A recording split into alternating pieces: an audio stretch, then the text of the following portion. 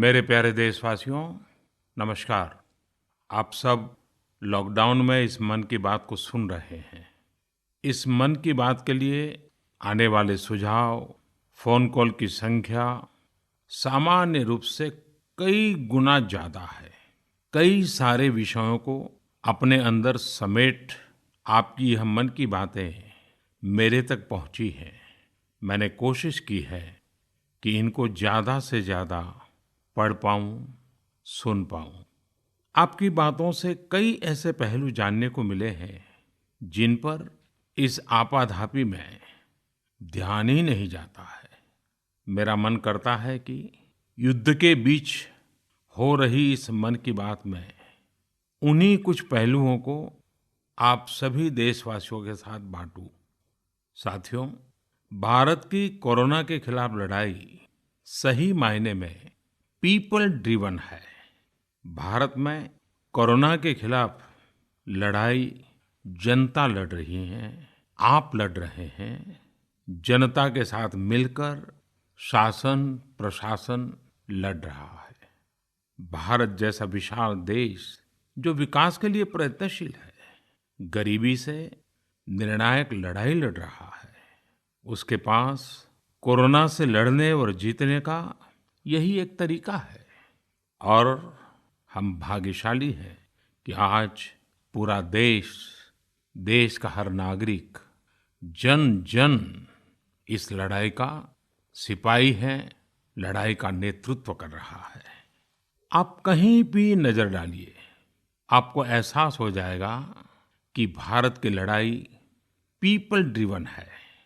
जब पूरा विश्व इस महामारी के संकट से जूझ रहा है, भविष्य में जब इसकी चर्चा होगी, उसकी तौर तरीकों की चर्चा होगी, मुझे विश्वास है कि भारत की यह पीपल ड्रिवन लड़ाई, इसकी जरूर चर्चा होगी।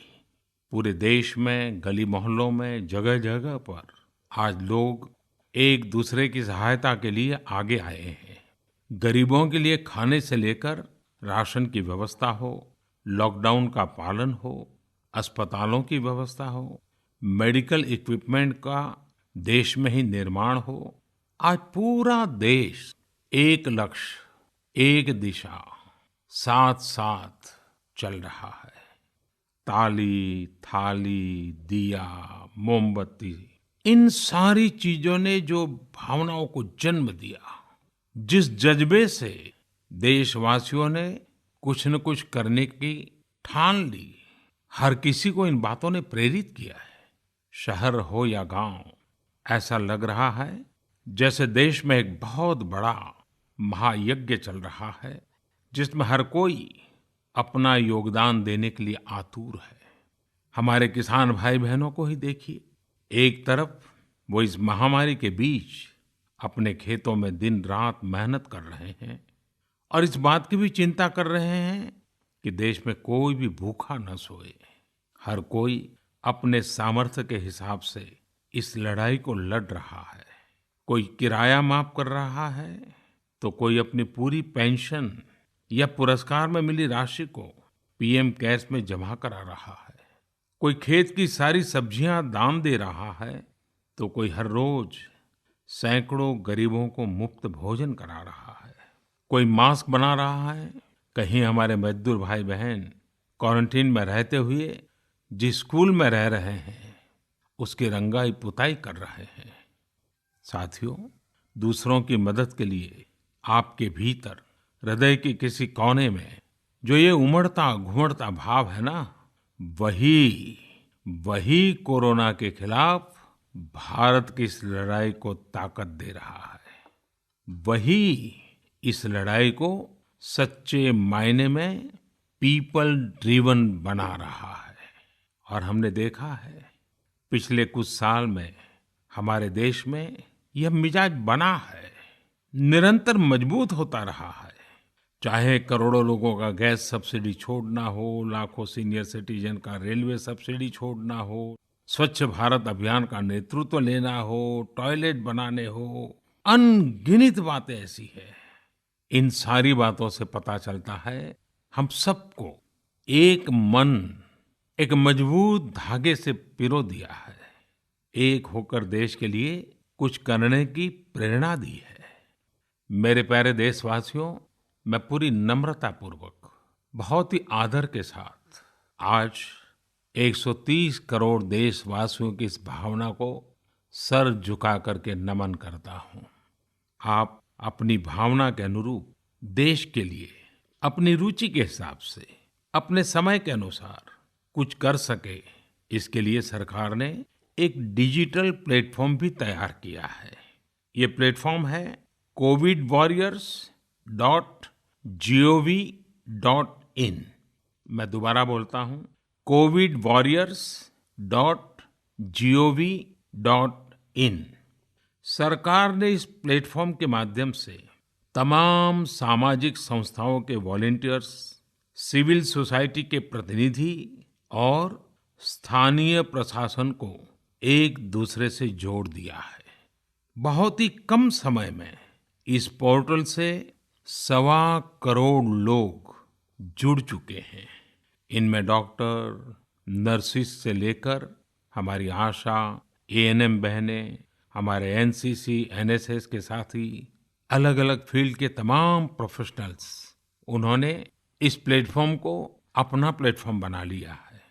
ये लोग स्थानीय स्तर पर क्राइसिस मैनेजमेंट प्लान बनाने वालों में और उसकी पूर्ति में भी बहुत मदद कर रहे हैं। आप भी covidwarriors.gov.in से जुड़कर देश की सेवा कर सकते हैं, कोविड वॉरियर बन सकते हैं।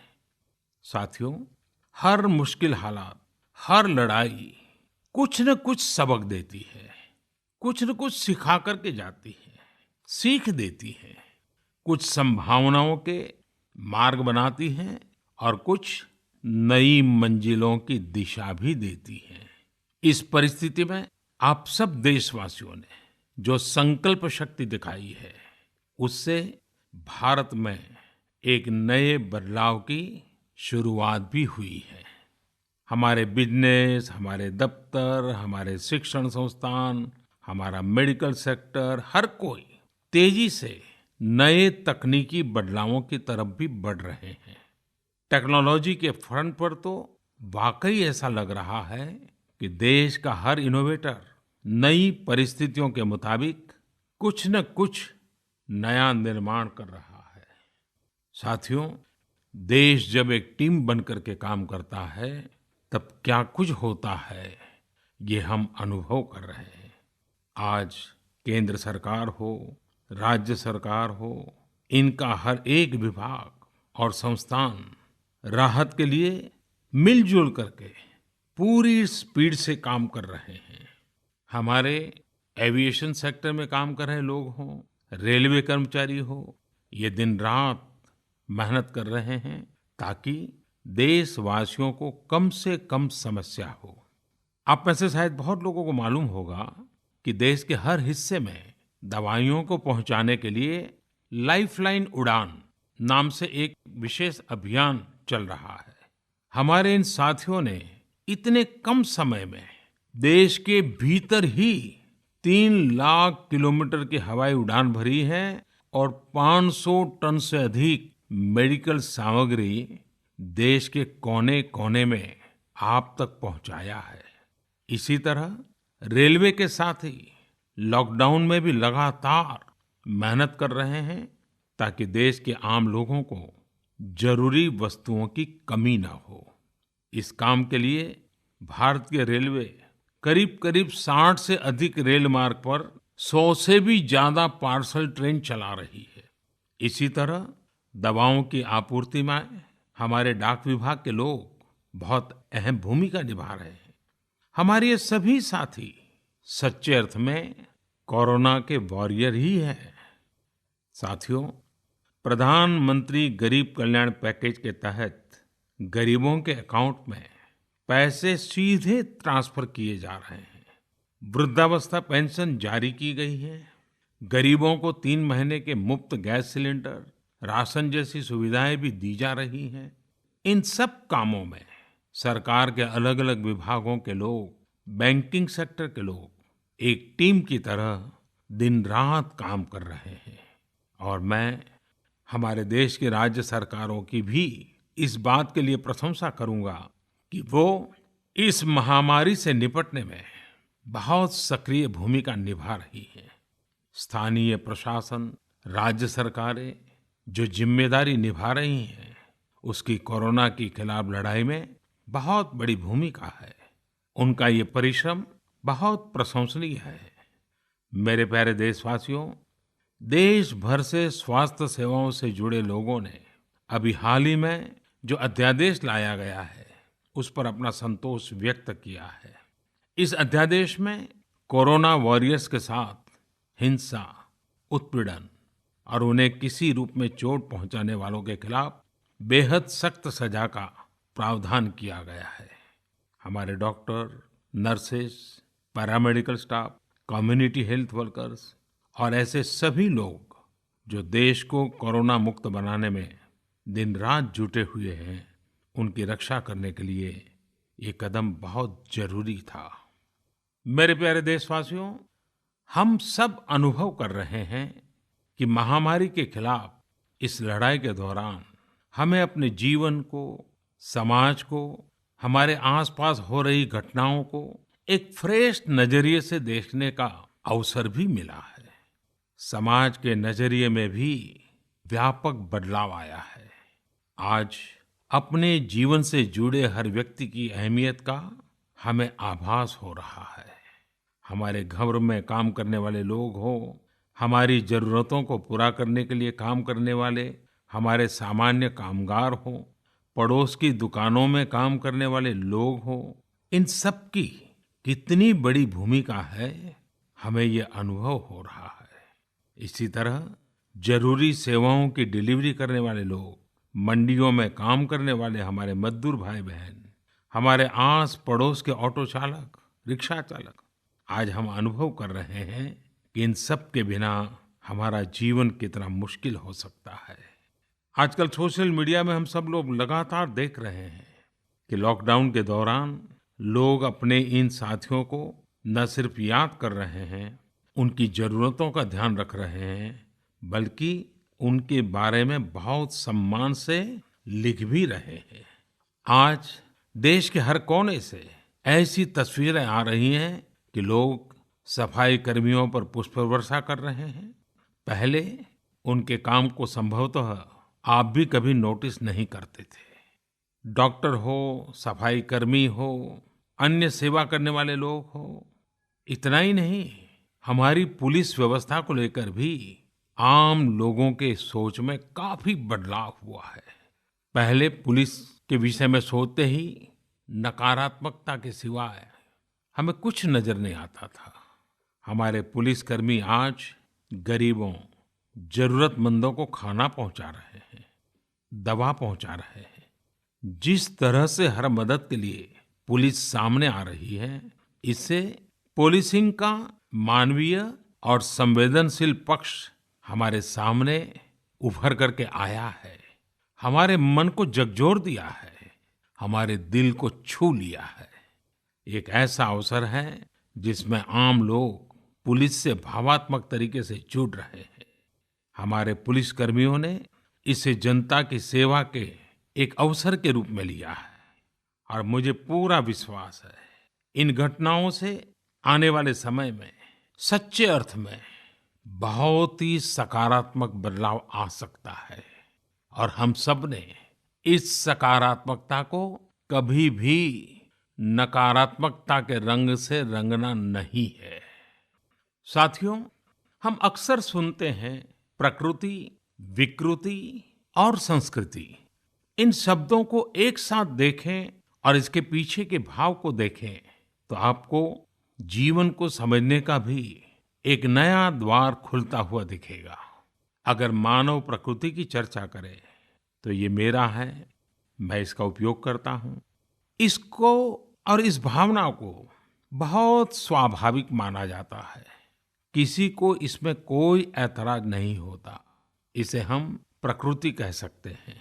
लेकिन जो मेरा नहीं है, जिस पर मेरा हक नहीं है, उसे मैं दूसरे से छीन लेता हूँ, उसे छीनकर उपयोग में लाता हूं तो हम इसे विकृति कह सकते हैं। इन दोनों से परे, प्रकृति और विकृति से ऊपर जब कोई संस्कारित मन सोचता है या व्यवहार करता है तो हमें संस्कृति नजर आती है। जब कोई अपने हक की चीज, अपनी मेहनत से कमाई चीज, अपने लिए जरूरी चीज, कम हो या अधिक, इसकी परवाह किए बिना किसी व्यक्ति की जरूरत को देखते हुए खुद की चिंता छोड़कर अपने हक के हिस्से को बांट करके किसी दूसरे की जरूरत पूरी करता है, वही तो संस्कृति है। साथियों, जब कसौटी का काल होता है तब इन गुणों का परीक्षण होता है। आपने पिछले दिनों देखा होगा कि भारत ने अपने संस्कारों के अनुरूप, हमारी सोच के अनुरूप, हमारी संस्कृति का निर्वहन करते हुए कुछ फैसले लिए। संकट की इस घड़ी में दुनिया के लिए भी, समृद्ध देशों के लिए भी दवाइयों का संकट बहुत ज्यादा रहा है। एक ऐसा समय है कि अगर भारत दुनिया को दवाइयां न भी दे तो कोई भारत को दोषी नहीं मानता। हर देश समझ रहा है कि भारत के लिए भी उसकी प्राथमिकता अपने नागरिकों का जीवन बचाना है। लेकिन साथियों, भारत ने प्रकृति विकृति की सोच से परे होकर फैसला लिया। भारत ने अपनी संस्कृति के अनुरूप फैसला लिया। हमने भारत की आवश्यकताओं के लिए जो करना था उसका प्रयास तो बढ़ाया ही, लेकिन दुनिया भर से आ रही मानवता की रक्षा की पुकार पर भी पूरा ध्यान दिया। हमने विश्व के हर जरूरतमंद तक दवाइयों को पहुंचाने का बीड़ा उठाया और मानवता के इस काम को करके दिखाया।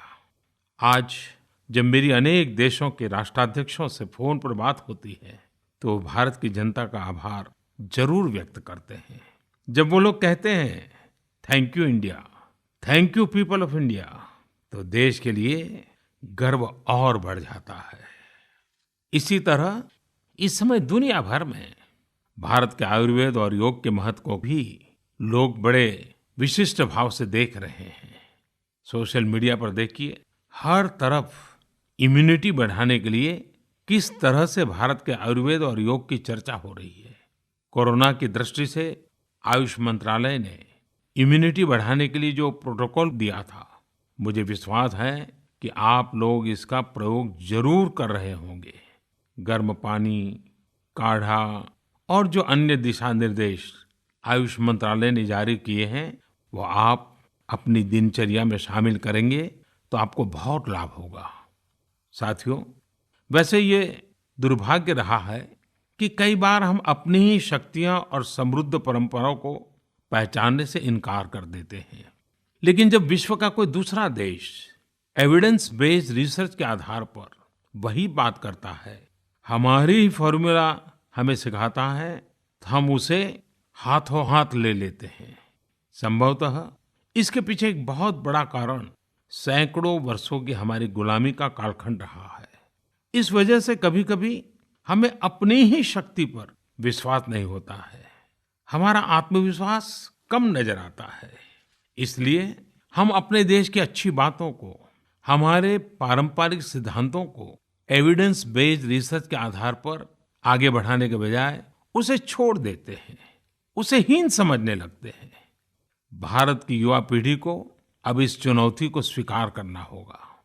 जैसे विश्व ने योग को सहज स्वीकार किया है, वैसे ही हजारों वर्षों पुराने हमारे आयुर्वेद के सिद्धांतों को भी विश्व अवश्य स्वीकार करेगा।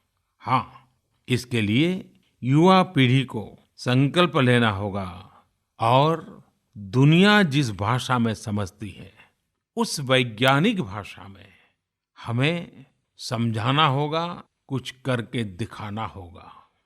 साथियों, वैसे कोविड-19 के कारण कई सकारात्मक बदलाव हमारे काम करने के तरीके, हमारी जीवन शैली और हमारी आदतों में भी स्वाभाविक रूप से अपनी जगह बना रहे हैं। आपने सबने भी महसूस किया होगा इस संकट ने कैसे अलग अलग विषयों पर हमारी समझ और हमारी चेतना को जागरूक किया है। जो असर हमें अपने आसपास देखने को मिल रहे हैं, इनमें सबसे पहला है मास्क पहनना और अपने चेहरे को ढककर रखना। कोरोना की वजह से बदलते हुए हालात में मास्क भी हमारे जीवन का हिस्सा बन रहा है। वैसे हमें इसकी भी आदत कभी नहीं रही कि हमारे आसपास के बहुत सारे लोग मास्क में दिखे, लेकिन अब हो यही रहा है। हाँ, इसका ये मतलब नहीं है कि जो मास्क लगाते हैं वे सभी बीमार हैं। और जब मैं मास्क की बात करता हूं तो मुझे एक पुरानी बात याद आती है। आप सबको भी याद होगा, एक जमाना था कि हमारे देश के कई ऐसे इलाके ऐसे होते थे कि वहां अगर कोई नागरिक फल खरीदता हुआ दिखता था तो आस पड़ोस के लोग उसको जरूर पूछते थे, क्या घर में कोई बीमार है? यानी फल मतलब बीमारी में ही खाया जाता है, ऐसी एक धारणा बनी हुई थी। हालांकि समय बदला और ये धारणा भी बदली। वैसे ही मास्क को लेकर भी धारणा अब बदलने वाली ही है। आप देखिएगा, मास्क अब सभ्य समाज का प्रतीक बन जाएगा। अगर बीमारी से खुद को बचना है और दूसरों को भी बचाना है तो आपको मास्क लगाना पड़ेगा। और मेरा तो सिंपल सुझाव रहता है, गमछा मुंह ढकना है। साथियों, हमारे समाज में एक और बड़ी जागरूकता ये आई है कि अब सभी लोग ये समझ रहे हैं कि सार्वजनिक स्थानों पर थूकने के क्या नुकसान हो सकते हैं। यहाँ वहाँ कहीं पर भी थूक देना गलत आदतों का हिस्सा बना हुआ था। ये स्वच्छता और स्वास्थ्य को गंभीर चुनौती भी देता था। वैसे एक तरह से देखें तो हम हमेशा से ही इस समस्या को जानते रहे, लेकिन ये समस्या समाज से समाप्त होने का नाम ही नहीं ले रही थी। अब वो समय आ गया है कि इस बुरी आदत को हमेशा हमेशा के लिए खत्म कर दिया जाए। कहते भी हैं कि बेटर लेट देन नेवर। तो देर भले हो गई हो, लेकिन अब ये थूकने की आदत छोड़ देनी चाहिए। ये बातें जहां बेसिक हाइजीन का स्तर बढ़ाएंगी, वहीं कोरोना संक्रमण को फैलने से रोकने में भी मदद करेगी। मेरे प्यारे देशवासियों, ये सुखद संयोग ही है कि आज जब आपसे मैं मन की बात कर रहा हूं तो अक्षय तृतीया का पवित्र पर्व भी है। साथियों, क्षय का अर्थ होता है विनाश, लेकिन जो कभी नष्ट नहीं हो, जो कभी समाप्त नहीं हो, वो अक्षय है। अपने घरों में हम सब इस पर्व को हर साल मनाते हैं, लेकिन इस साल हमारे लिए इसका विशेष महत्व है। आज के कठिन समय में यह एक ऐसा दिन है जो हमें याद दिलाता है कि हमारी आत्मा, हमारी भावना अक्षय है।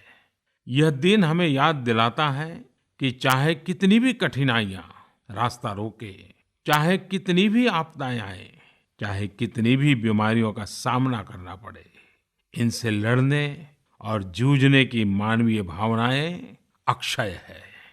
माना जाता है कि यही वो दिन है जिस दिन भगवान श्री कृष्ण और भगवान सूर्यदेव के आशीर्वाद से पांडवों को अक्षय पात्र मिला था। अक्षय पात्र यानी एक ऐसा बर्तन जिसमें भोजन कभी समाप्त नहीं होता है। हमारे अन्नदाता किसान हर परिस्थिति में देश के लिए, हम सब के लिए इसी भावना से परिश्रम करते हैं। इन्हीं के परिश्रम से आज हम सब के लिए, गरीबों के लिए देश के पास अक्षय अन्न भंडार है।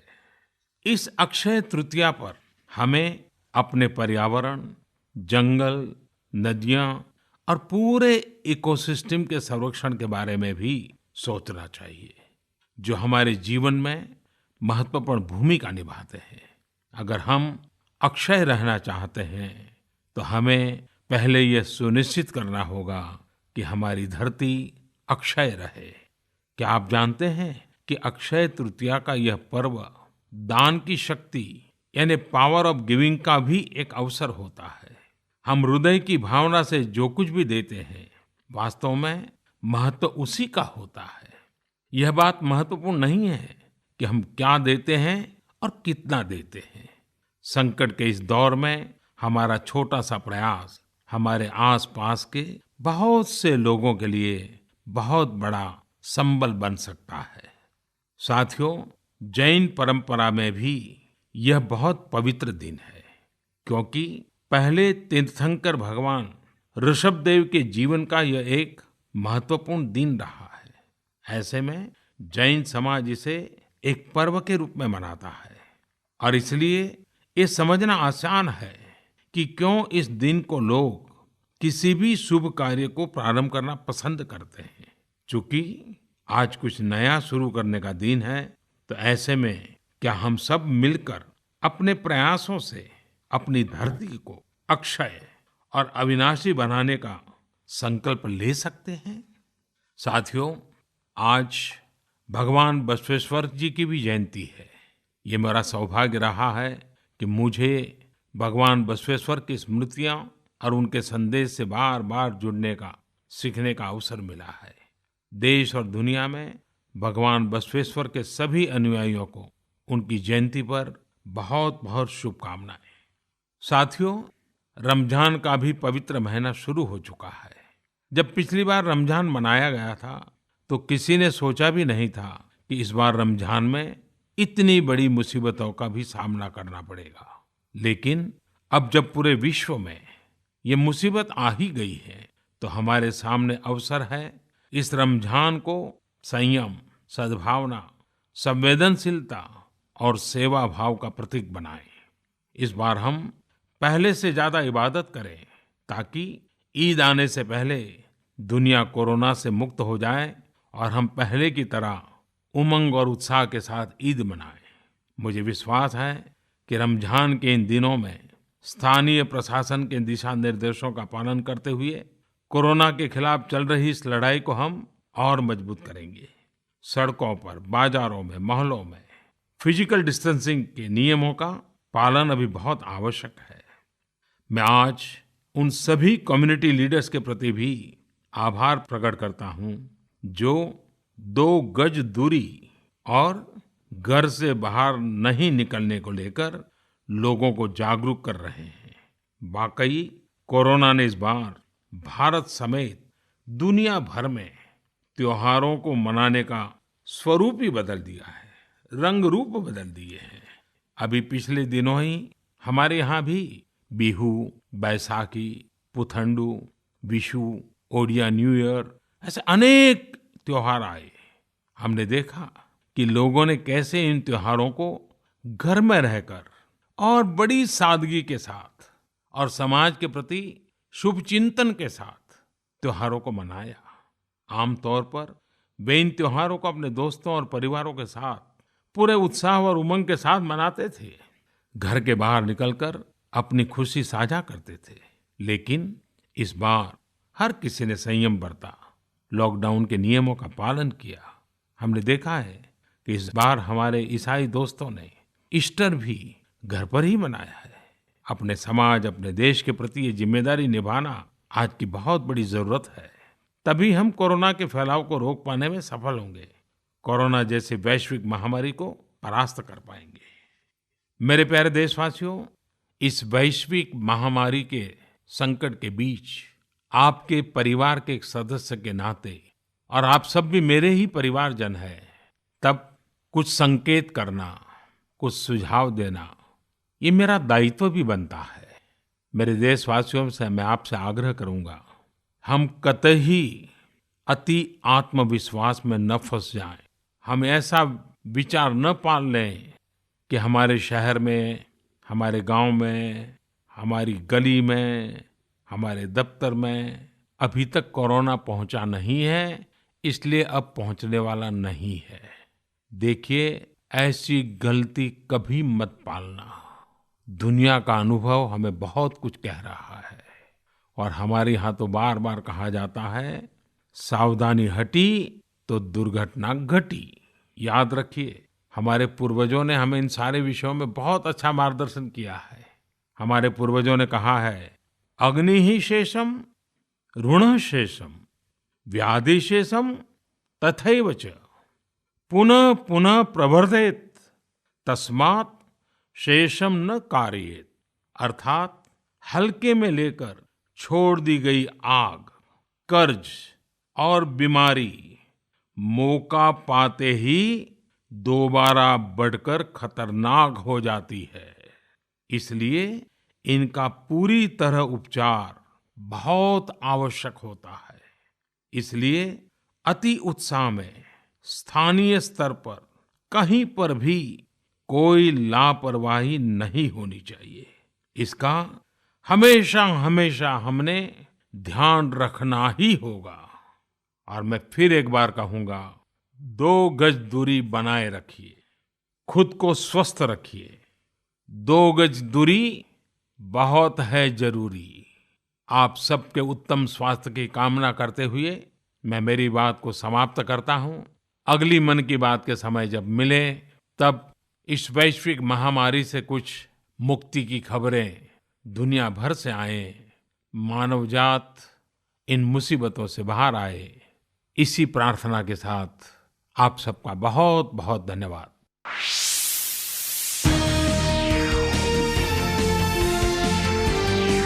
माननीय प्रधानमंत्री के प्रसारण के तुरंत बाद मन की बात का प्रादेशिक भाषाओं में अनुवाद आकाशवाणी और दूरदर्शन के संबद्ध प्रादेशिक केंद्रों से किया जाएगा। मन की बात के प्रादेशिक भाषाओं में अनुवाद का पुनः प्रसारण रात 8 बजे आकाशवाणी और दूरदर्शन के सभी प्रादेशिक केंद्रों से किया जाएगा।